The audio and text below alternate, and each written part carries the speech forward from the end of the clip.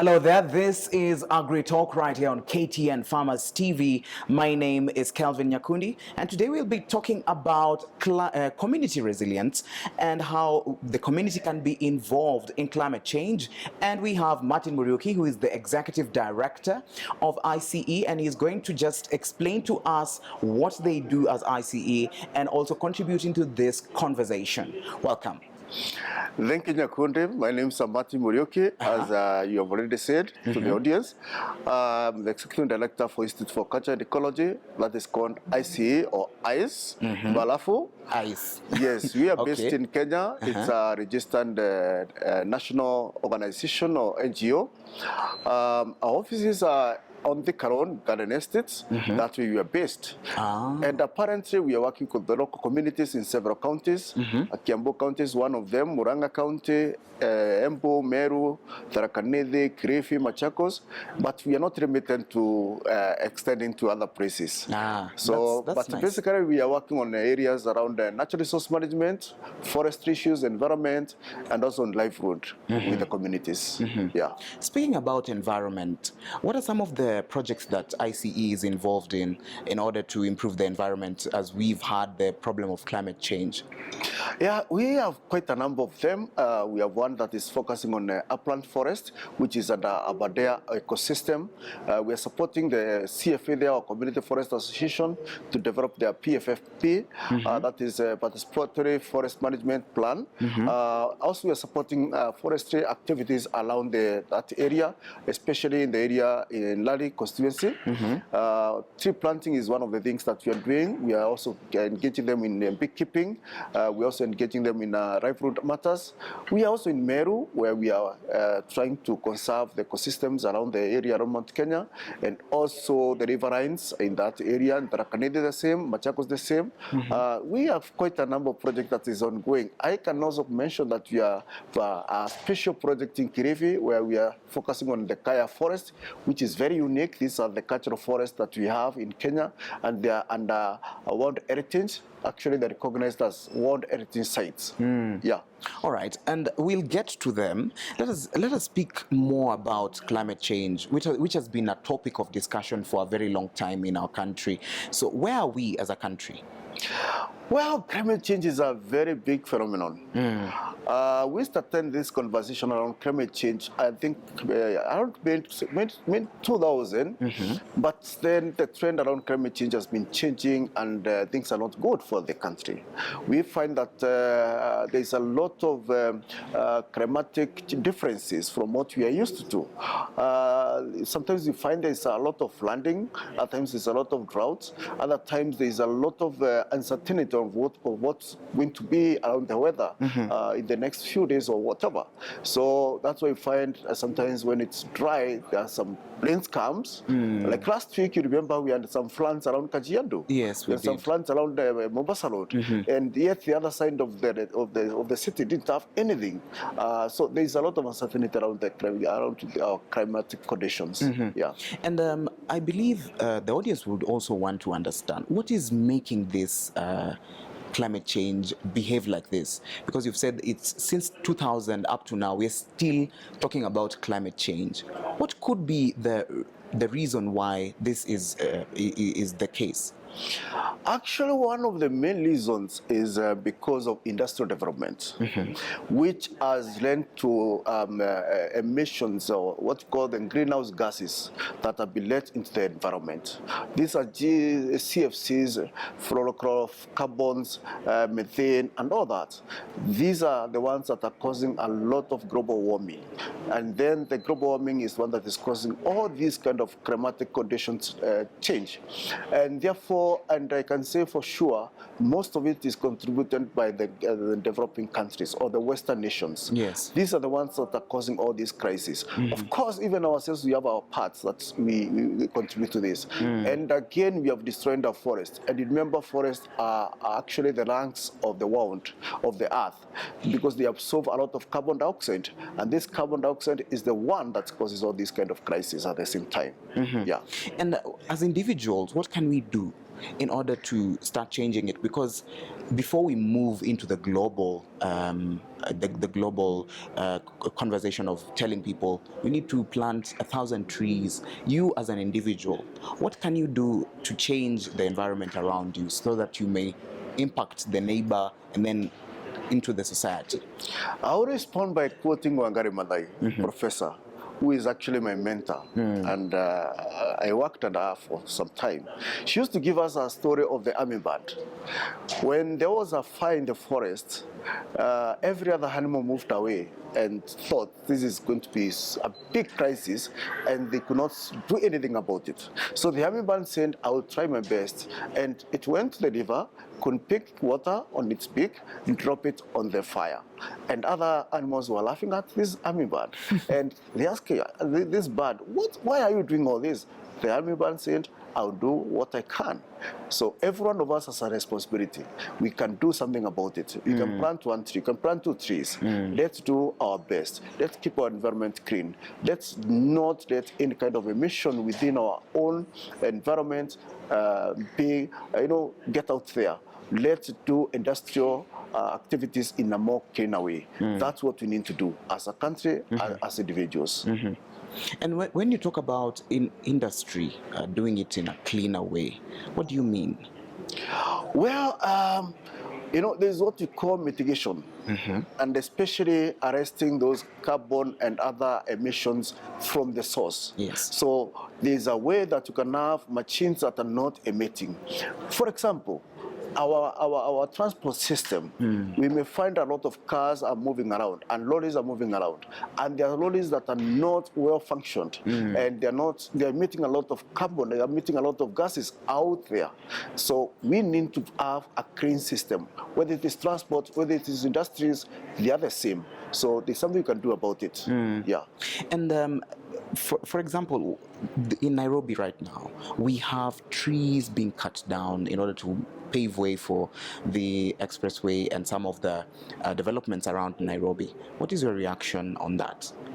Well, development has a cost. And we are not living in isolation from other things that are happening around the world. Yes. We need infrastructure. We need good loans. We need housing and all that. But then we have an opportunity cost. There's something we have to lose for us to get something. But we have to be more careful on how we do our development. We have to do it in a more cleaner way, and at the same time to be conscious about the environment. That's a duty that we have as a nation. And we should have very elaborate policies that safeguard our nation. Yeah, we'll get to the policies. But now, what are some of the barriers for climate change, towards climate change? What are some of the barriers? Well, the barriers that we have, we are not very careful about climate change, even ourselves as a nation. Yes. Even as individuals, we are not conscious. We think it's normal, but it is not normal. It's a time that we come to realize this is not normal, so that we start taking action, and action that is positive. Yes. Action that mitigates against climate change consequences. And that's a fact. When we do our buildings, when we do our infrastructure, then we have to do them having the consciousness that this can even be swept by water. For example, if it's a bridge. The other day we were being shown on TV a bridge that was swept worth 100 million, and it was just down the other day. So we have to do it with the consciousness that this can happen, so that we do an infrastructure that is strong enough to resist any kind of a shock. Yeah. So basically what you're trying to say is we as ourselves need to understand what we contribute to the environment as an individual, not leaving it to someone else. Because most of the time when you talk about climate change, we say, Nani will do it. So you are like, this, my neighbor will do it, so me, I'll just stay like that. So what you're trying to say is we make sure that everyone is involved in it. Everyone is involved in it. Everyone must be conscious about it. And I'll keep repeating this. And I'll give you a very simple example. When when you're traveling on our highways, and you find someone is taking bottled water, and throws it to the environment, throws it, over the window.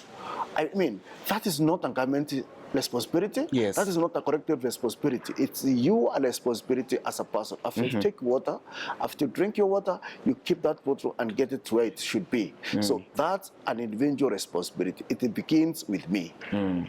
Climate change, of course, is a crisis. So what can be done to improve the climate situation in our country? Actually, I can say there are some treaties that even this country has gotten into, and one of them is the Paris Agreement. And I may say that we are supposed to have 10% forest cover in this nation. We are heading there. 20 years ago, it was terrible. It was below, I think, 5%. We're heading towards 10%. So there's been a lot of advocacy. There's been a lot of awareness creation to plant more trees. The government efforts, to plant more trees in our forest. So there is something we should do, and that has to do more or less of planting trees. People ignore that, but it's a very major contributor of climate change if we don't plant trees to achieve the 10% cover. Yes. And now, to achieve this 10% that you've talked about, we need to reach the community. How are you as ICE making sure that at least we reach the community in order to teach them about the environment conservation? Well, as an institution, we have so many community groups that we are supporting. We do capacity building, we do material support, so that there is seedlings. The main thing is for the communities to learn to raise their own seedlings rather than buying for them and plant. Yes. So that make it a culture, and then they are available within their own context, within their own society, within their own communities. So we are supporting many communities to plant trees in the forest and out of the forest.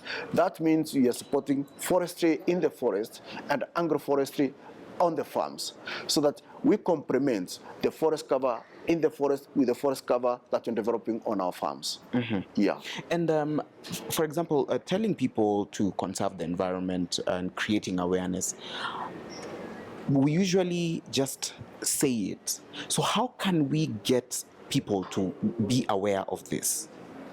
Everyone, even that person in the village, that person who doesn't know how to maybe read or how to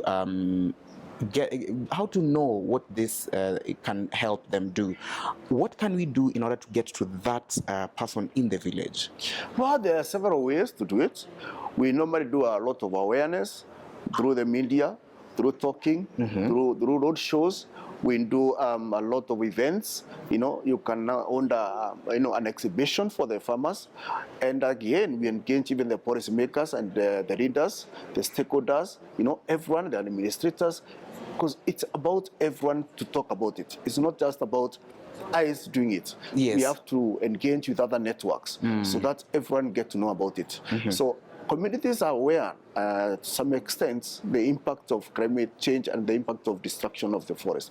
The other thing that we have always been doing is supporting communities to use energy-saving vehicles or energy-saving liners, so that they reduce the amount of firewood they are using, and they conserve more trees, they conserve more energy, and at the same time they save their own money.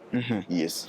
All right. And now, speaking of other stakeholders that are coming in, when you get to the county governments, how is it talking to the county governments and trying to push this fight against climate change?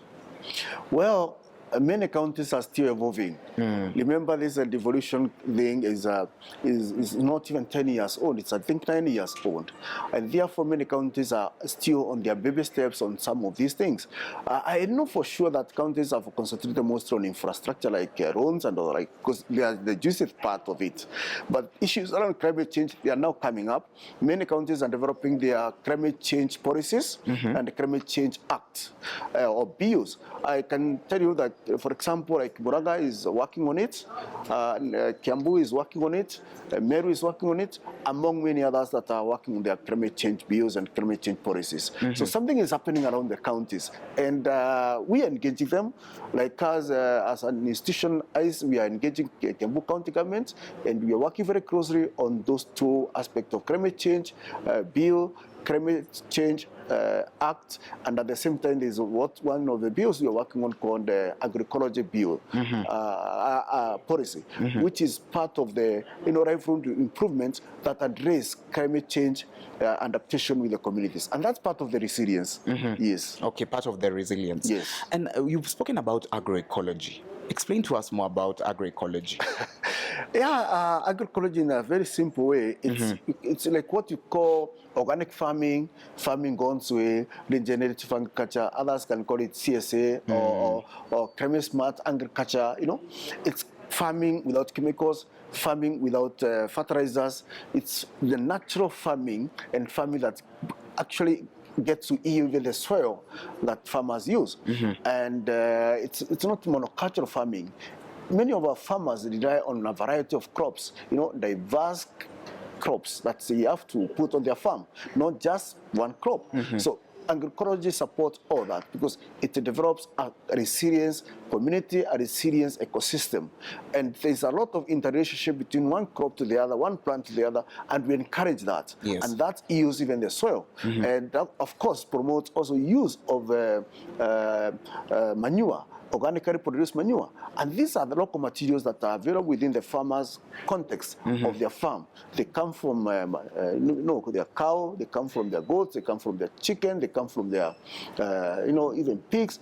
It's what is available, used in the right way to produce food. Yeah. And speaking about organic farming, of course, we talk about farmers, and farmers have a huge contribution into how the climate will be, and also climate affects farmers also. So what are some of the ways in which you're involving the farmers in order to know this is how I'm going to treat my crops or my animals during this period, maybe when there's drought and maybe when there's a lot of rain? Well, there are a number of things we are doing and carrying out with the farmers out there in the field. One of them is building their capacity. That is new knowledge. We give them the reason why they should be doing things the right way. That is capacity building. Another one is material support. We support them with the materials like maybe, let's say, avocado, macadamia, beekeeping materials. These are simple aspects, items that they use on their own farm. And at the same time, we mobilize them for learning courses or learning or training, and we expose them what we call exchanges. And we also encourage what we call peer learning system. Where a farmer is learning from the other farmer. So we train them all that. And again, we work very closely with the county government extension officers where we are in operation. Yes. So that extension officers also understand the reason why they encourage farmers to do agroecology farming.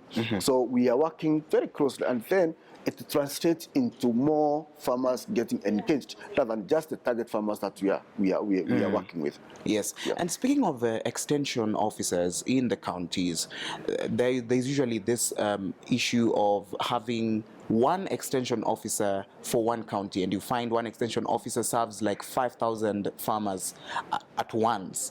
So do you think improving and adding more extension officers will at least help in this? Because you find that their counties, like I remember there's a lady we talked with, their county, she has never seen the extension officer. She just hears there's an extension officer, but she has never seen. So what do you think needs to be done in order to make sure that we have more extension officers so that they can reach in the areas of the county? This country is running at a very high risk because of what you've already talked about. We don't have enough extension officers. We do not have. Indeed, what has happened is that the national government, before the transition to devolution, had stopped recruiting extension officers. So what the counties have inherited are extension officers who are now about to retire, and many others have retired in the last 10 years. So we have a huge gap, and it is now the responsibility of the county government, irrespective of whether there's money or not, to ensure that they have enough extension officers, and they have to recruit, because we are losing so many of them through retirement. Every year, every now and then, and I can tell you for free, the extension officers that we were engaging in 10 years ago, around 60% of them have already retired. Wow. They are not at work.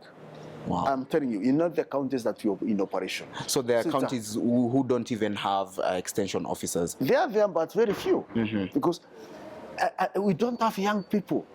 And again, we have another challenge. Young people don't want to go and study agriculture. Yet there's a huge opportunity in agriculture as we talk, because they don't think it's a smart job. Yet the opportunities to engage young people in agriculture is big, is huge. So that has to also to be done. And the only thing that can be done to turn this around is to engage our TVETs. TVETs always produce diplomas and certificates in agriculture, and these are the best in extension service, more than even graduates. Yes. So there is an opportunity in our TVET to encourage production of diplomas in agriculture or agriculture-related courses. And you've spoken about young people. That was a question that I wanted to ask. Young people in being involved in climate change. This is a very huge topic, especially as we go forward, and it will always still be there because we've spoken about it. So how can we make sure that young people are encouraged to get into this fight of climate change?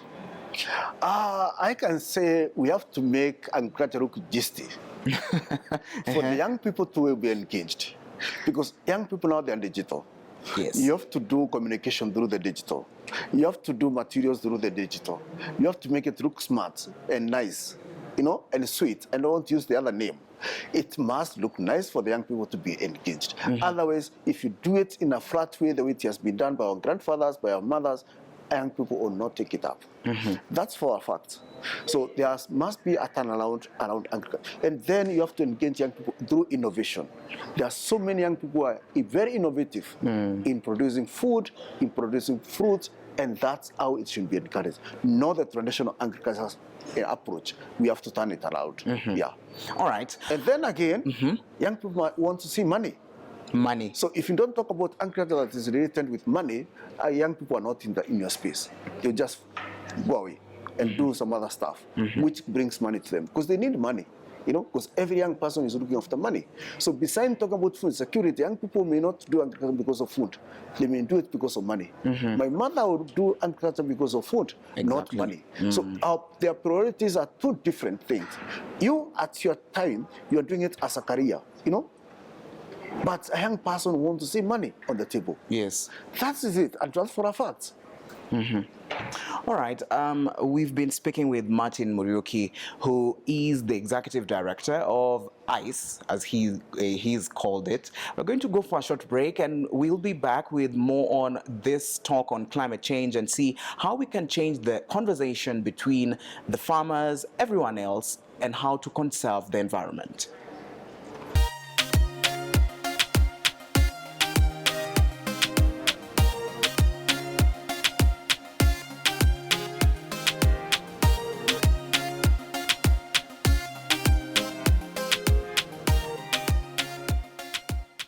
Welcome back. We are speaking with Martin Muruki, who is the executive director of ICE, and he is here to talk to us more about climate change and how we can be involved in this fight. Welcome back.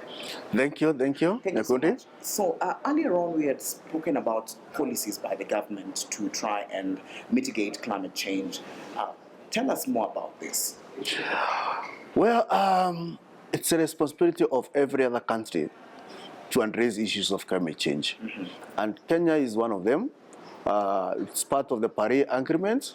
And just the other day, we had another conference on climate change in Glasgow, that is COP26. Yes. And I remember very well, we had even COP11 in Durban, where Honorable Late Muruki was then the Minister for Environment.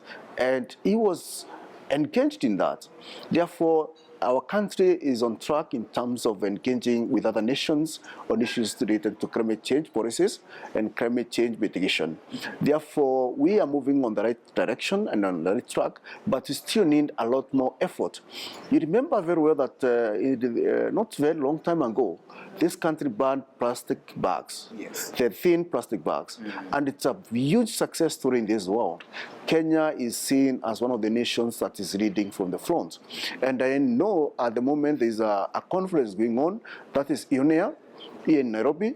And one of the things that I've seen they want to address is how other nations can be engaged in addressing issues of plastic bags in their environment.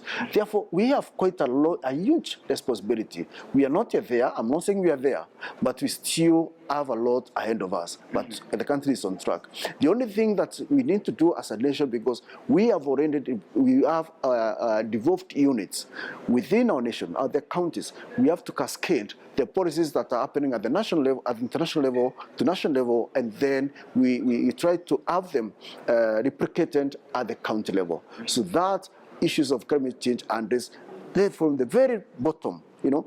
I don't want to say bottom up, but I will say at the local level. Yes. Yeah. And now, still speaking on the policies, the international policies, of course, they work because they are international policies. When we bring them back home into the counties, will they really work? Yeah, if they are cascaded, they work. And that's where we should put more effort, because each governor is like a president of his own people, in quotes. So they have a responsibility. We have the NEMAs at the county level, and therefore smaller issues like plastic should be addressed at the local level, so that we see something is happening.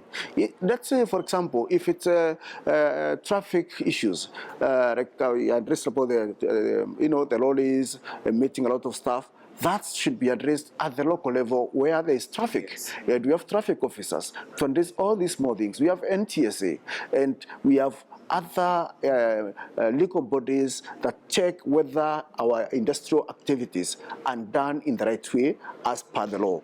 Therefore, that can also be done at the local level, because we realize that at the moment, we're encouraging even industries to be developed within the local areas, so that our young people can get jobs in the local and the rural areas. Therefore, all these things can happen in tandem with the national laws. Yeah.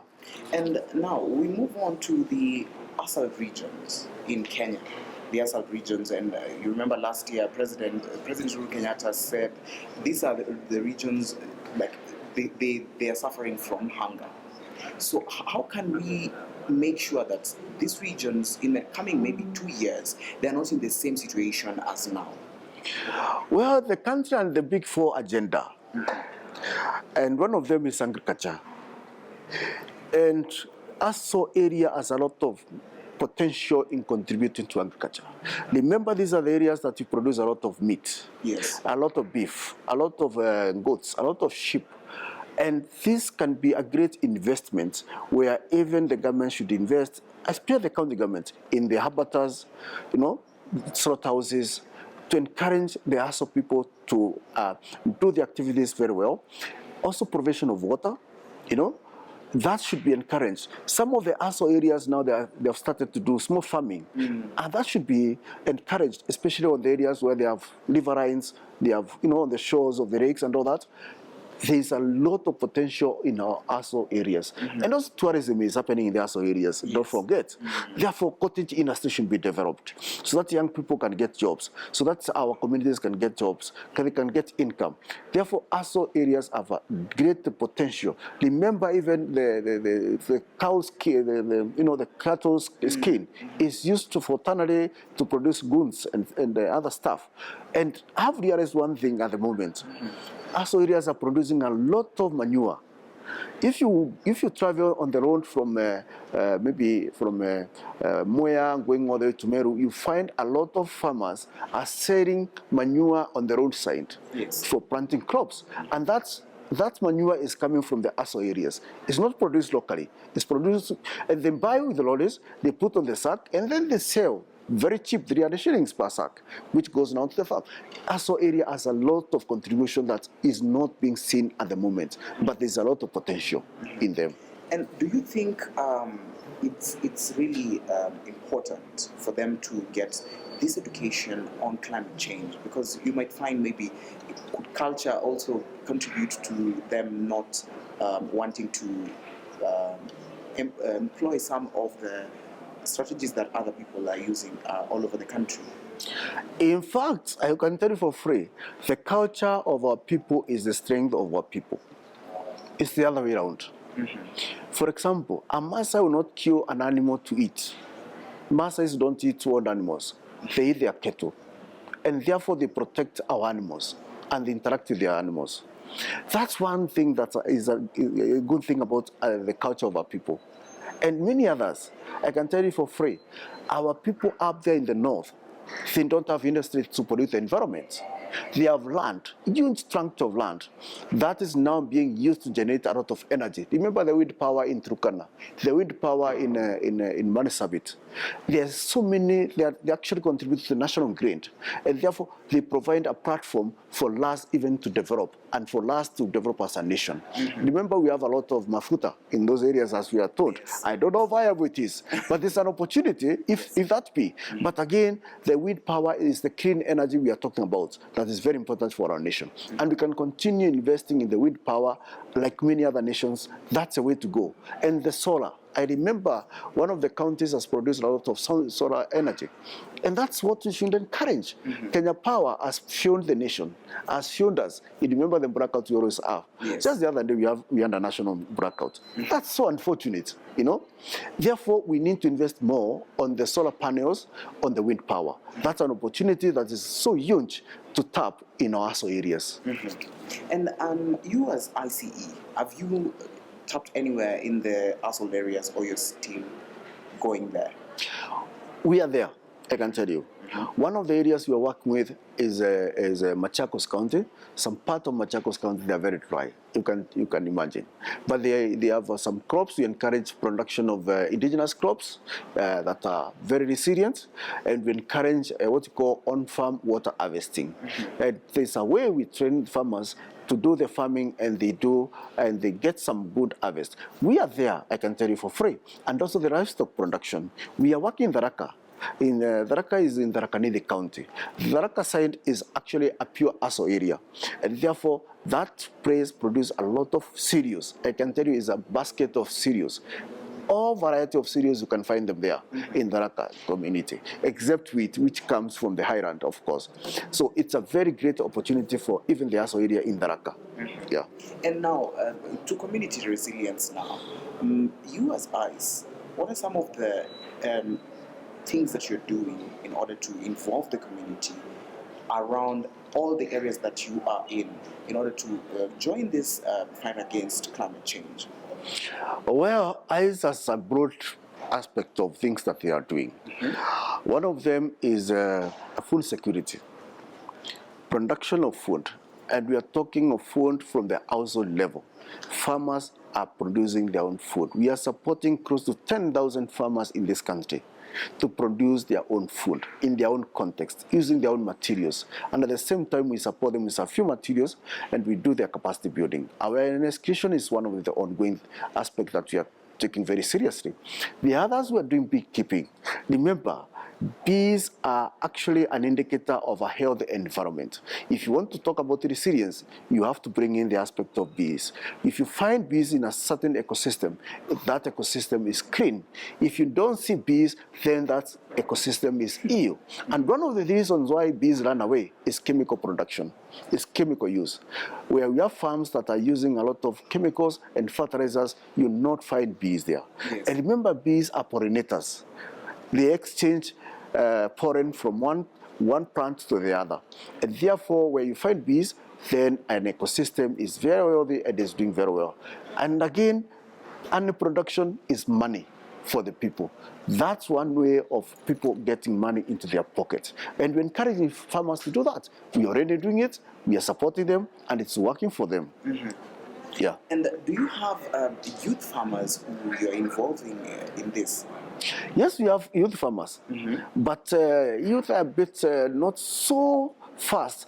Actually, most of the people who take up this aspect more fast are women.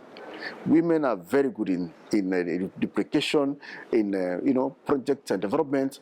Youth are still lagging behind, as I told you from the earlier discussion. So we are encouraging young people to be involved as much as possible, but we have also to be very creative on how we engage youth. Again, youth are very innovative, and youth does not need a lot of land. Actually, one of the challenges that youth are experiencing now is youth do not have collateral. Remember, they don't have land, they don't have income. they have competing priorities. If a young person has a child, they have to take their income to buy milk rather than putting it into the farm. Yes. So they have competing priorities. Therefore, youth are very vulnerable. And all of us should be out there to encourage and support young people. Yes, and make even funds available and accessible to the young people without a lot of conditions. Probably the government can decide to set aside more funds. I know already President Uhuru has done it, but there is need to put more funds into the youth programs. Yeah. All right.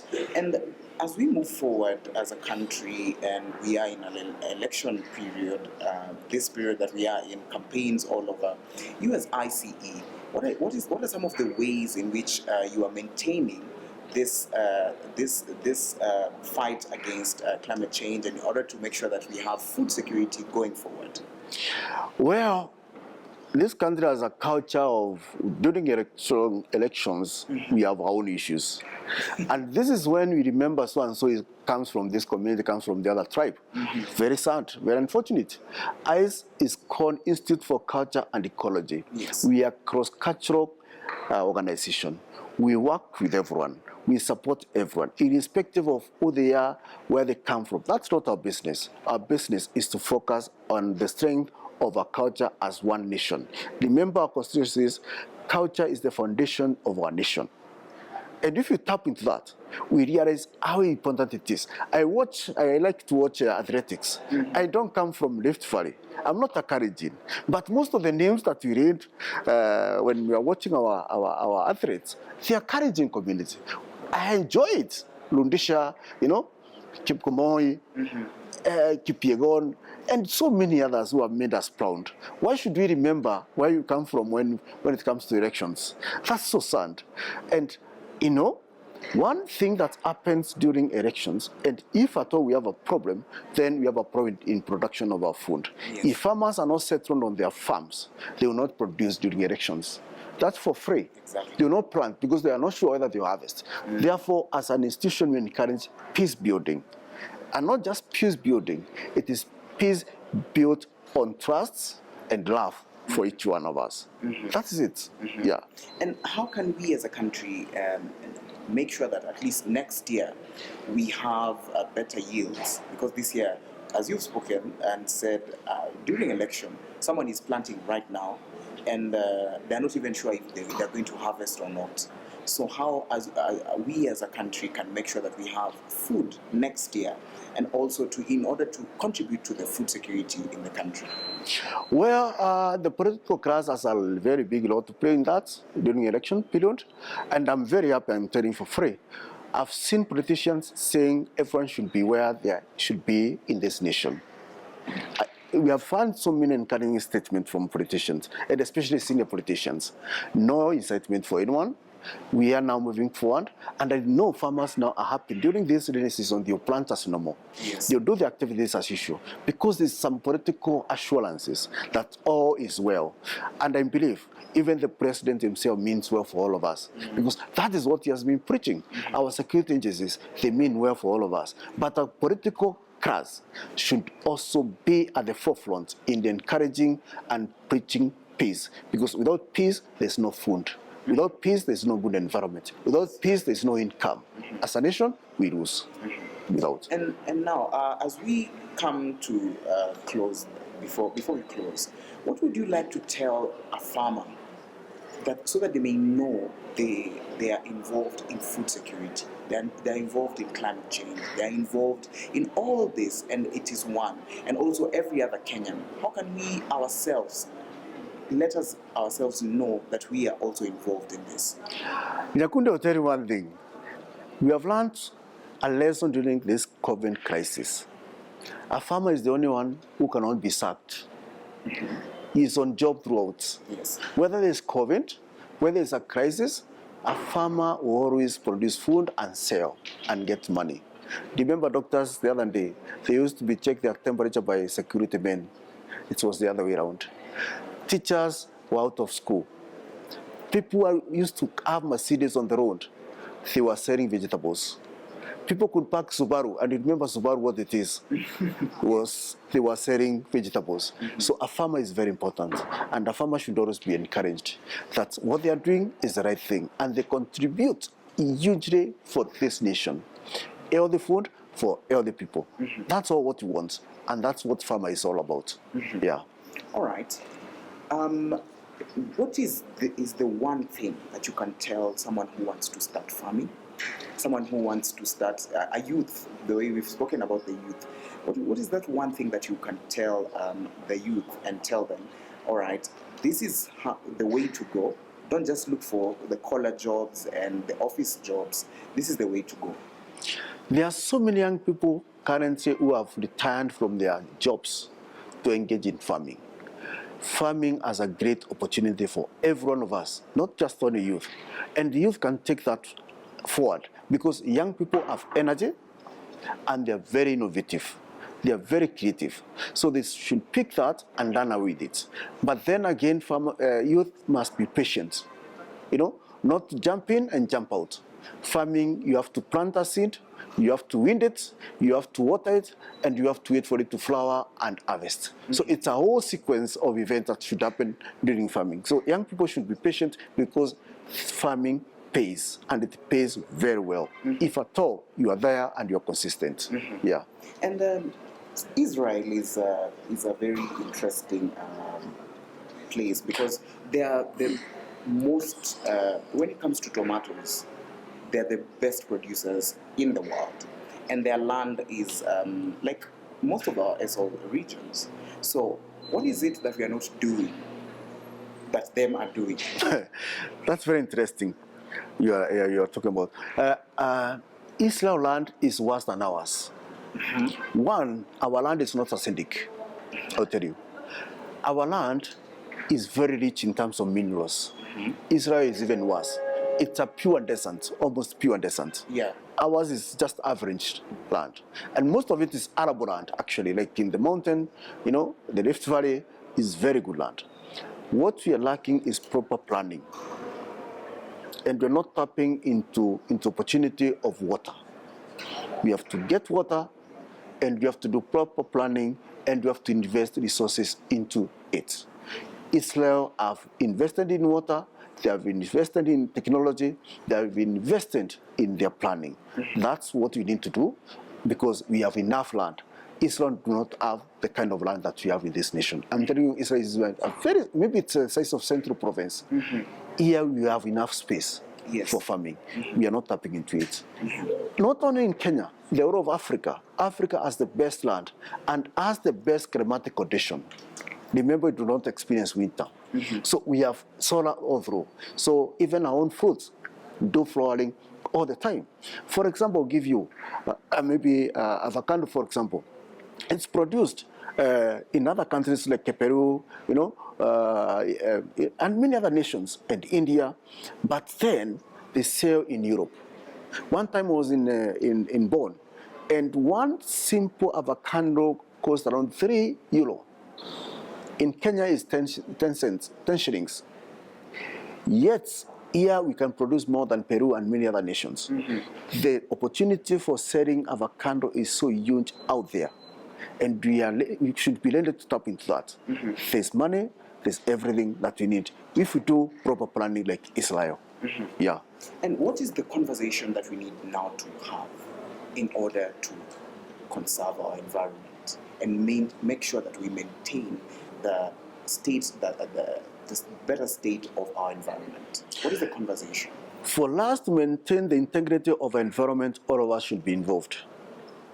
And we should have sound policies, sound registrations, and we should be conscious that environment is for all of us. It's not for certain community, it's not for certain people, it's not for even the readers, it's for all of us. And we lack a very good culture of taking care of our environment. That's why you find someone taking water and just spill out some stuff outside. You eat your chips and just throw your papers outside. You eat your stuff and then, we should have the right culture of how we take care of our environment. Indeed, Rwanda, they have a single day when they do cleanup, irrespective of who it is. It's a culture that they are developing and it's working for them. Rwanda, they were the first nation to ban plastic. Kenya followed. It has worked for Rwanda, it should also work for us. Yes. All right. Thank you so much for joining us today and having this conversation on climate change and how we can involve the community. Thank you so much. Thank you. All right, that has been Martin Muruki, who is the Executive Director of ICE, and he's just explained to us what we need to do in order to make sure that we are involved in this conversation on climate change. He has explained to us, and I believe you've gotten something and you've understood what you need to do in order to make sure that you contribute into the fight against climate change. My name is Kelvin Nyakundi. This is Agri Talk. Let's meet next time, same place, same time, KTN Farmers TV.